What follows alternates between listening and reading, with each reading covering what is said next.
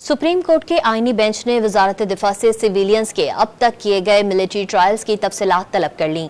Justice Hasan Rizvi ने remarks दिए कि देखना चाहते हैं मिलिट्री ट्रायल में शहादतों पर कैसे फैसला हुआ।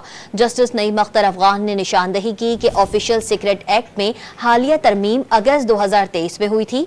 इसका इतलाक 9 मई के वाकयात पर नहीं हो सकता।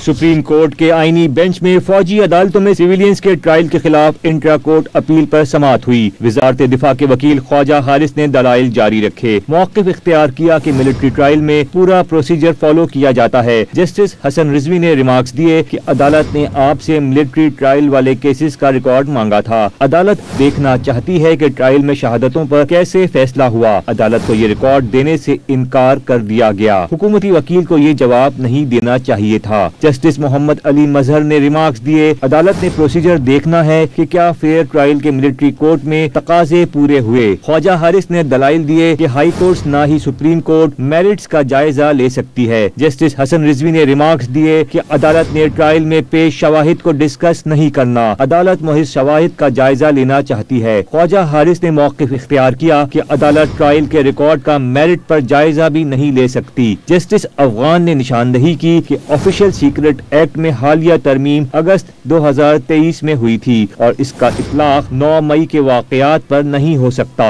वजारत दिफा के वकील ने इस बात पर इत्तेफाक किया कि माजी के वाकयात पर इस तरमीम का इतलाक मुमकिन नहीं हो सकता। सुप्रीम कोर्ट ने वजारत दिफा से सिविलियंस के मिलिट्री ट्रायल की तफसीलात फराहम करने का हुक्म दिया। जस्टिस अमीनुद्दीन ने कहा कि कुलभूषण यादव के अलावा दीगर तमाम सिविलियंस के केसेस की तादाद और तफसीलात फराहम करें। जस्टिस मोहम्मद अली मजहर ने इस्तफसार किया कि FIRs में ऑफिशियल सीक्रेट एक्ट की दफात शामिल करने का तरीकाकार क्या है और ये दफात कब शामिल की गयी। समाअत कल तक मुलतवी कर दी गई। जस्टिस अमीनुद्दीन ने वकील ख्वाजा हारिस को दलाइल कल तक मुकम्मल करने का हुक्म दिया।